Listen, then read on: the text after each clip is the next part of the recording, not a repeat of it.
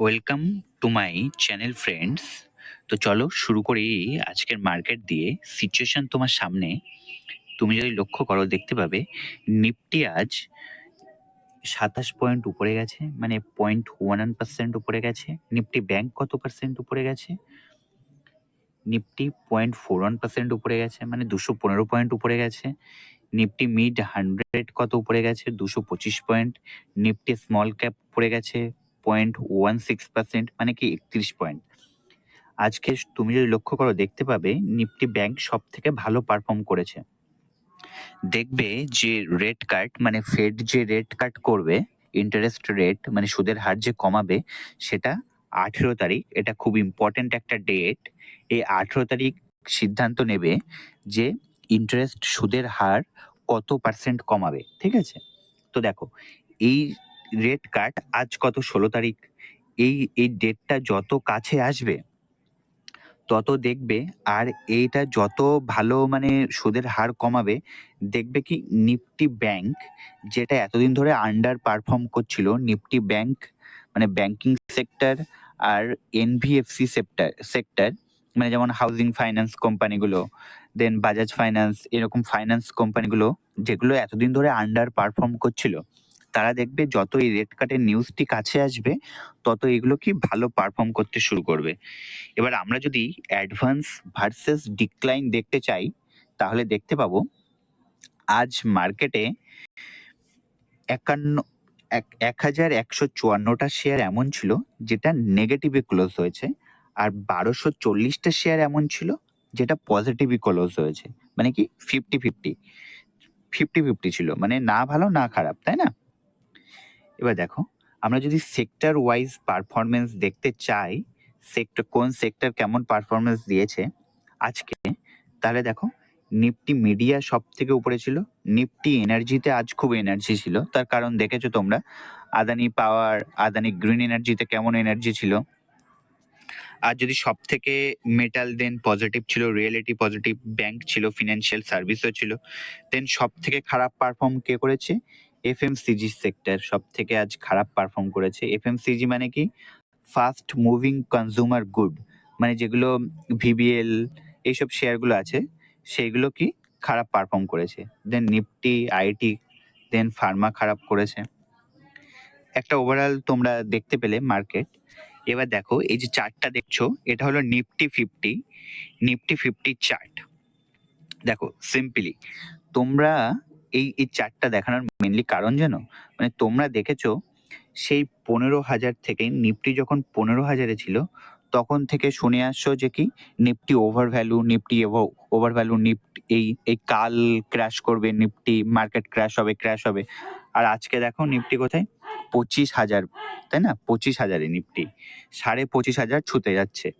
তো দেখো সিম্পলি একটা কথা বলবো গাইস, মানে কি নোবডি নোজ নাথিং, মানে কেউ কিচ্ছু জানে না। মার্কেট যখন ক্র্যাশ করবে তখন সাইলেন্টলি ক্র্যাশ করে যাবে, আর যখন উপরে যাবে তখন সাইলেন্টলি উপরে যাবে, কেউ কিছু জানে না। এই যে তোমরা দেখছো, এই বলছে যে কাল ক্র্যাশ করবে, পরশু ক্র্যাশ করবে, তরশু ক্র্যাশ করবে, তাই না? এগুলো সব কি প্রেডিকশন, সব কি অনুমান, কেউ কিচ্ছু জানে না, ঠিক আছে, মার্কেটের। তার কারণ একটা সিম্পলি উদাহরণ দিই তোমাদেরকে, খুব কাছের একটা উদাহরণ, তাহলে তোমরা বুঝতে পারবে যে আমি কেন এরকম বলছি। দেখো, তুমি এই যে ভোটের আগের দিন, মানে ভোটের যেদিন রেজাল্ট দিয়েছিল লোকসভা ভোটের, তার ঠিক আগের দিন তোমরা যদি দেখেছিলে মার্কেট কত, প্রায় 1%-এর, নিফটি 1%-এরও বেশি উপরে গেছিল নিফটি। কিন্তু যেদিন রেজাল্ট অ্যাকচুয়ালি এসছিল সেদিন ডাউন গেছিল নিফটি, তাই না? এবার দেখো, তোমাদেরকে আমি সিম্পল লজিক দিই, তাহলে বুঝতে পারবে, বুঝতে সুবিধা হবে। যখন 2019 সালে বিজেপি ক্ষমতায় এসেছিল, তখন বিজেপির নামে এত বেশি নেগেটিভ পয়েন্ট, এত বেশি খারাপ পয়েন্ট ছিল না। তার কারণ দেখছোই এখন কত বেশি খারাপ পয়েন্ট আছে, তাই না? তেলের দাম বাড়ছে, চাকরি পাচ্ছে না ছেলে মেয়েরা, তাই না? তো এখন নেগেটিভ পয়েন্ট অনেক বেশি। এবার 2019 সালে কি নেগেটিভ পয়েন্ট ছিল না বললেই চলে, তাই না? তখন এবার দেখো, তখন নেগেটিভ পয়েন্ট ছিল না, তা সত্ত্বেও বিজেপি 303টে সিট মতো পেয়েছিল, আর এনডিএ মোট মিলিয়ে 352টা মতো সিট পেয়েছিল। এবার 2024 সালে এসে বিজেপির নামে এত নেগেটিভ পয়েন্ট আছে যে চাকরি পাচ্ছে না, দাম বাড়ছে এত, ইনফ্লেশন এত বাড়ছে।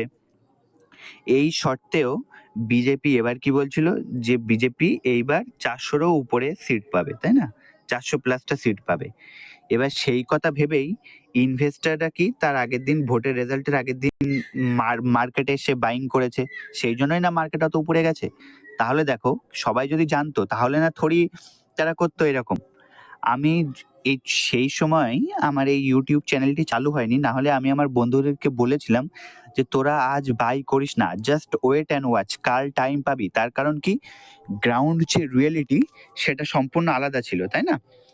যে সত্যটা সেটা আলাদা ছিল। 2019-এ কোনো অত বেশি নেগেটিভ পয়েন্ট ছিল না, তা সত্ত্বেও বিজেপি এই 350টা সিট পেয়েছে। এবার 2024 সালে এত নেগেটিভ, এত খারাপ পয়েন্ট আছে, তা সত্ত্বেও 400টা সিট পেয়ে যাবে। এটা তো একটা বাচ্চাও লজিক দিয়ে বলতে পারবে যে না, এটা হওয়া সম্ভব নয়, তাই না?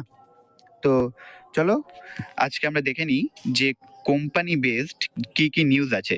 সব থেকে বেশি ভালো আর সব থেকে বড় যে নিউজটা তোমাদের সামনে দেখো, কি আদানি গ্রিন আজ 7.5% গ্রিন ছিল, 7.5% গ্রিন ছিল।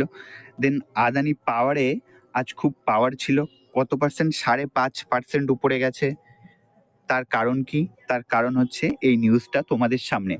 আদানি কি করেছে, ওয়ার্ল্ড লার্জেস্ট সোলার ডিল, মানে 2020 থেকে যে সোলার ডিল এখনো পর্যন্ত হয়েছে, মানে বিশ্বের সব থেকে বড় যে সোলার ডিল সেটা আদানি জিতেছে। এবার দেখো, এটা আরো যদি বিস্তারিতভাবে দেখতে চাই তাহলে দেখো আদানি কতটা জিতেছে।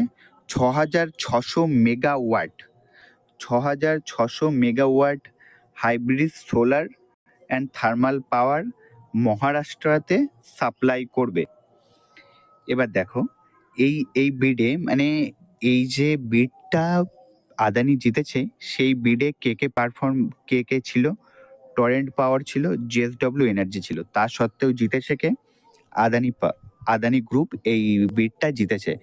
এবার তোমরা যদি এটা ভাবো, একটা বাচ্চাও জানে যে যতই কোম্পানি বিড লাগাক না কেন, যতই কোম্পানি, মানে ভারতের যতগুলো কোম্পানি আছে সব কোম্পানি যদি বিড লাগায়, তাহলে জিতবে কে? আদানি গ্রুপ, তাই না? কারণটা তোমরা সবাই জানো। এবার এটা মানে আলাদা করে বলার কোনো দরকার নেই কেন আদানি জিতবে, এটা একটা বাচ্চাও বলতে পারবে। এবার দেখো, এবার কিন্তু জিতেছে কি, ওয়ার্ল্ড মানে বিশ্বের সব থেকে বেশি, 2020 সাল থেকে এখনো যদি আমি তুলনা করি, তাহলে বিশ্বের সব থেকে বড় যে সোলার পাওয়ার প্রজেক্ট সেটা আদানি জিতেছে। মানে বুঝতে পারছো কত বড় একটা নিউজ, তাই না? আর এখানে দেখো এটা কত, এটা 25 বছর ধরে মহারাষ্ট্রকে সাপ্লাই করবে আদানি গ্রুপ। মানে বুঝতেই পারছো, মোদি ক্ষমতায় থাকুক কি না থাকুক, মানে গভর্নমেন্ট ক্ষমতায় থাকুক কি না থাকুক, মানে আদানি ক্ষমতায় আছে, 25 বছর ধরে এখনো সাপ্লাই করবে। এই 25 বছরের ধরে লেটার অফ ইন্টেন্ট সাইন করেছে কে? এই আদানি গ্রুপের সাথে মহারাষ্ট্রে সাইন করা হয়েছে, 25 বছর ধরে আদানি গ্রুপ এটা সাপ্লাই করবে। এবার দেখো, তোমাদেরকে যদি আমি আদানি গ্রিনের একটা চার্ট দেখাই, তাহলে দেখতে পাবে একটা সময় ছিল যখন আদানি, এটা এই যে চার্টটা দেখছো, এটা পিই রেশিওর একটা চার্ট। এবার একটা সময় ছিল, কে আছে, যে সময়ে আদানি গ্রিন এনার্জির তোমার পি কত ছিল, 2,000-এর কাছে। জাস্ট ইমাজিন গাইস, কি একটা শেয়ারের 2,000 পি, মানে প্রত্যেক 1 টাকা ইনকামের জন্য তুমি কোম্পানিকে 2,000 টাকা দিচ্ছ। কোথায় এশিয়ান পেইন্টকে তুমি প্রত্যেক 1 টাকা ইনকামের জন্য 65 টাকা করে দিচ্ছ, তাই না? আর কোথায় আদানি গ্রিন এনার্জি তুমি প্রত্যেক 1 টাকা ইনকামের জন্য 2,000 টাকা করে দিচ্ছ। তো দেখো একটা সময় ভ্যালুয়েশন, মানে 2020-21-এর কাছাকাছি, মানে ভ্যালুয়েশন, এই দেখো এখানে দেখো সালটা 2020-21-এর কাছাকাছি ভ্যালুয়েশন কত উপরে ছিল, তাই না? 2,000-এর কাছাকাছি ছিল পি। আর এখন দেখো, তারপর হঠাৎ করে দেখেছিলে কয়দিন আগে তোমার হিন্ডেনবার্গের একটা রিসার্চ রিপোর্ট এসেছিল যে আদানি পি কেন এত বাড়বে, তাই না? আর্নিং নেই, পি কেন এত বাড়বে, সেই নিয়ে একটা নিউজ এসেছিল। তারপরে কেমন করে শেয়ার ক্র্যাশ হয়েছিল। তারপর এখন যে পি, সেটা দেখো অনেকটা কমফোর্টেবল, মানে আগে 2000-এর থেকে তো অনেকটা কম কমফোর্টেবল, তাই না? তার 10 ভাগের 1 ভাগ বলতে গেলে চলে। মানে এখন দেখো 200 আছে পি। তো আগে আগে যদি তোমরা লক্ষ্য করো, তো টোটালি কি আদানির যে গ্রুপগুলো চলতো, আদানির যে শেয়ারগুলো চলতো, টোটালি কি নিউজ বেসড একটা চলতো, তাই না? নিউজ ইয়েতে আমি যদি প্রত্যেকদিন সকালে উঠে দেখতাম যে কি আদানির এই শেয়ারগুলো প্রত্যেকদিন কি 5% করে আপার সার্কিট লেগেছে, 5% করে উপরে, ঠিক আছে? কোনো আর্নিং ছিল না, কোনো আয় ছিল না কোম্পানি, তাও দেখতাম কি 5% করে উপরে ছিল। এবার এখন দেখো, এখন কেন এটা কমফোর্টেবল হয়ে গেছে, এখন দেখতেই পাচ্ছ কেমন বড় বড় ডিল পাচ্ছে আদানি গ্রুপ, তাই না? এখন কি, এখন কোম্পানির কিন্তু আই রিলেটেড আমরা নিউজ পাচ্ছি। মানে এখন যদি আমরা ইনভেস্ট করি, তাহলে অনেকটা বলতে পারো আগের তুলনায় অনেকটা ভালো সিচুয়েশন। কারণ তোমাদেরকে আমি বলেছি, দেখো নিউজ মেনলি 3 ধরনের হয়। একটা কি, যে কোনো ব্রোকার হাউস একটা টার্গেট দিল যে শেয়ার পড়বে বা শেয়ার বাড়বে, একটা দিল। দেন আরেকটা হয় নিউজ কি, কোম্পানির ইন্টারনাল একটা নিউজ হয় কি কোম্পানির ম্যানেজমেন্ট খারাপ, কোম্পানির ম্যানেজমেন্ট চোর। আরেকটা হয় কি কোম্পানির মানে এক্সটার্নাল নিউজ মানে কি, মানে কোম্পানি কোনো একটা প্রজেক্ট জিতলো বা গভর্নমেন্ট ট্যাক্স কম করলো, তাই না? মানে এই যে সেকেন্ড অ্যান্ড থার্ড নাম্বার যে নিউজ রয়েছে, এটাই আমরা বেশি ফোকাস করব। তো এটা কি কোম্পানির আর্নিং ইনক্রিজ করার একটা নিউজ, তাই না? মানে অবভিয়াসলি একটা পজিটিভ নিউজ, পজিটিভ একটা ইম্প্যাক্ট করবে কোম্পানির উপর, সেই জন্য। এবার দেখো, আমরা যদি এই আদানির গ্রাফটা দেখতে চাই, শেয়ার প্রাইসের গ্রাফ, তাহলে দেখো এখানে সাপোর্ট আছে, এই সাপোর্ট থেকে বেরিয়ে এখানে যদি কয়দিন মানে রেস্ট করে এরকম ভাবে, তাহলে কি আমরা একটা সুইং এর জন্য আমরা কিন্তু এতে ইনভেস্ট করতে পারবো, যারা সুইং ট্রেড করে। এবার দেখো কত পার্সেন্ট বাড়বে আমরা যদি ইনভেস্ট করি, তাহলে এই সুইং এর জন্য আমরা যদি ইনভেস্ট করি, তাহলে কি এই যে সাপোর্ট আছে, এই সাপোর্ট থেকে যদি এই পর্যন্ত, এই টপ পর্যন্ত যাই, তাহলে কত 57% আমাদের প্রফিট হবে। আর এখানে দেখো আদানি, আমরা যদি আদানি পাওয়ারটাকে দেখতে চাই, আদানি পাওয়ারের গ্রাফ দেখো, এখানে আদানি পাওয়ার কি এই যে লাইনটা দেখছো, এই লাইনটা থেকে বেরিয়ে যদি এখানে রেস্ট করে, তাহলেও কিন্তু আমরা একটা সুইং এর জন্য এটাতে ইনভেস্ট করতে পারি। এবার দেখো, এবার আমরা যদি সুইং এর জন্য ইনভেস্ট করি, তাহলে আমরা কত পার্সেন্ট প্রফিট পাবো? দেখো, আমরা যদি সুইং এর জন্য এখানে ইনভেস্ট করি, এই যে সুইংটা পুরোটা কমপ্লিট হবে, এর জন্য আমরা 34% প্রফিট পাবো। পাবো। তো ডিসকাউন্টের ছাড়ের দিক থেকে দেখতে গেলে কিন্তু আদানি গ্রিনে একটু বেশি ছাড় আছে এখন, তাই না? কারণ আদানি গ্রিনে আমরা দেখলাম যে যদি ওই এখান থেকে, মানে যদি এই যে সুইংটা টোটাল কমপ্লিট হয়, তাহলে আদানি গ্রিনে আমরা 54% প্রফিট পাবো, আর আদানি পাওয়ারে কত পাচ্ছি? 34%। তো এবার দেখো মেনলি এবার কারা এখানে ইনভেস্ট করবে বা কারা এই সুইংটা কমপ্লিট করার জন্য এখানে ইনভেস্ট করবে? যারা একটু থ্রিল চায় লাইফে, তাই না? মানে একটু হার্টবিট ফাস্ট হবে, বা টাকা 1 মাসে ডবল হয়ে যাবে, বা মানে আর কি ইনভেস্ট করলে আর কি, হয়তো তুমি 15,000 টাকা ইনভেস্ট করলে, সকালে উঠলে দেখে যে 50% ডাউন হয়ে গেছে, বা সকালে উঠে দেখলে যে 50% আপ হয়ে গেছে। মানে এইরকম ভোলাটিলিটি যাদের হ্যান্ডেল করার ক্ষমতা থাকবে, তারাই মেনলি এই শেয়ারগুলোতে ইনভেস্ট করবে। এবার চলো পরের যে মেন যে নিউজটা, সেটা আমরা দেখে নিই। বাজাজ ফাইন্যান্স আজ লিস্টিং হয়েছে, দেখো 135% উপরে গেছে। আর আজ আরো দুটো আইপিও লিস্ট হয়েছে, একটা হচ্ছে টলিন আর একটা ক্রস। এই দেখো, বাজাজের যে ক্রেজ ছিল, বাজারের উপর যে পাগলপান ছিল, তার জন্য কি টলিন অ্যান্ড ক্রস কি পুরো নিউট্রালে মানে লিস্টিং হয়েছে, মানে পজিটিভে ক্লোজ হয়নি, পুরো নিউট্রালে ক্লোজ হয়েছে। এটা মানে লিস্টিং হওয়ার পর এই যে প্রাইসটা বেড়েছে।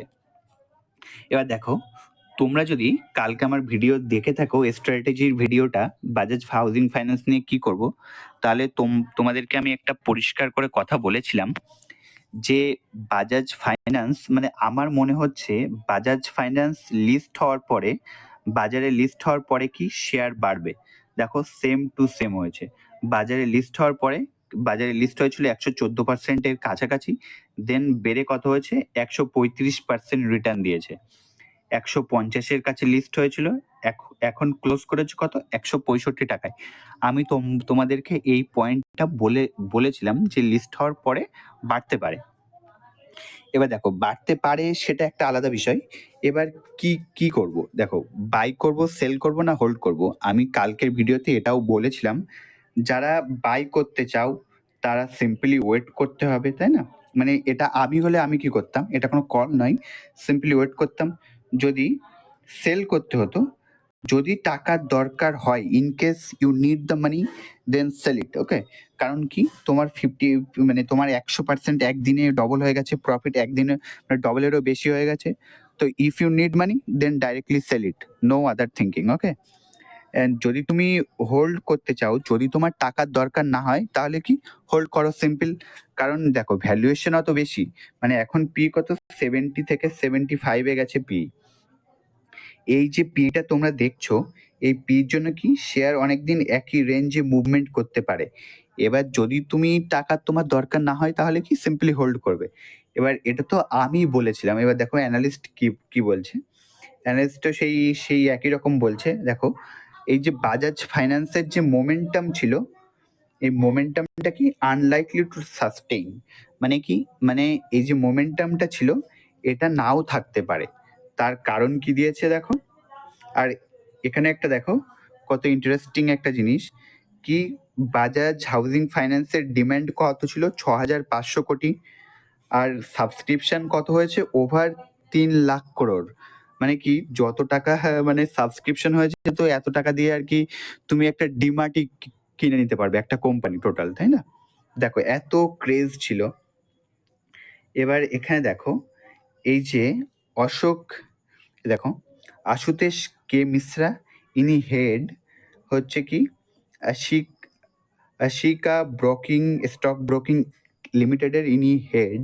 ইনি কি বলছেন যে এই যে robust growth in asset under management and profitability, মানে কি বাজাজ ফাইন্যান্সের যে AUM আছে, তোমরা হয়তো জানো যে এই যে মেনলি এই যে ফাইন্যান্স কোম্পানি, এই যে হাউজিং ফাইন্যান্স, NBFC, এই যে কোম্পানিগুলো থাকে, এর যে মেন যে জিনিসটা দেখা হয় সেটা হলো অ্যাসেট আন্ডার ম্যানেজমেন্ট।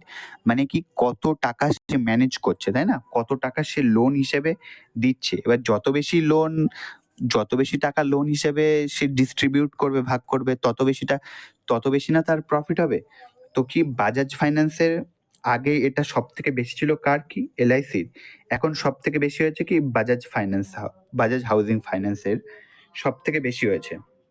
তো বুঝতেই পারছো, এবার সব থেকে বেশি হওয়া মানে কি সব থেকে বেশি এবার লোন ডিস্ট্রিবিউট করবে, আর দেন প্রফিটও তেমন বাড়বে। সেম হয়েছে দেখো এখানে কি বলছে যে লো মার্কেট ফ্লোট। তার মানে কি, মানে দেখো এখানে বাজাজ যে প্রোমোটার গ্রুপ রয়েছে, প্রোমোটারের কাছে এখন কত পার্সেন্ট, মানে 89% শেয়ার এখন প্রোমোটারের কাছে আছে। এই শেয়ারটা 3 বছর মানে লিস্টিং হওয়ার আজ থেকে 3 বছর পর এটাকে রিডিউস করে 75% আনতে হবে। মানে কি এখনো 13-14% মতো শেয়ার একে বিক্রি করতে হবে মার্কেটে। তো যদি বিক্রি করে, তো বুঝতেই পারছো শেয়ারের দাম কমবে সেই হিসেবে, তাই না? এবার যেহেতু এই এত বেশি পার্সেন্ট মানে 89% মালিকের কাছে রয়েছে, সেই জন্য কি এই যে এখন যে মোমেন্টামটা দেখছো, মানে এখন যে দাম বাড়ছে, সেটা কয়দিন থাকতে পারে, মানে সিম্পলি বলার কারণ হচ্ছে এটা। এবার দেখো, এবার যেহেতু বাজাজ ফাইন্যান্সের আজকে আপার সার্কিট লেগেছে, সেহেতু কাল মানে ডাউনে মানে মোস্ট লাইকলি কি মানে পজিটিভে ওপেন হবে। তো সেই হিসেবে কালকে মার্কেটে কেউ চাইবে না যে সেল করতে, কিন্তু যদি টাকার দরকার হয় তাহলে সে ভাববে সেল করার কথা। সিম্পলি আর কি এটা আমি হলে যেটা করতাম, তাই না? তো আজকের ভিডিওতে এই পর্যন্তই। দেখা হচ্ছে পরের ভিডিওতে। For now signing off, by.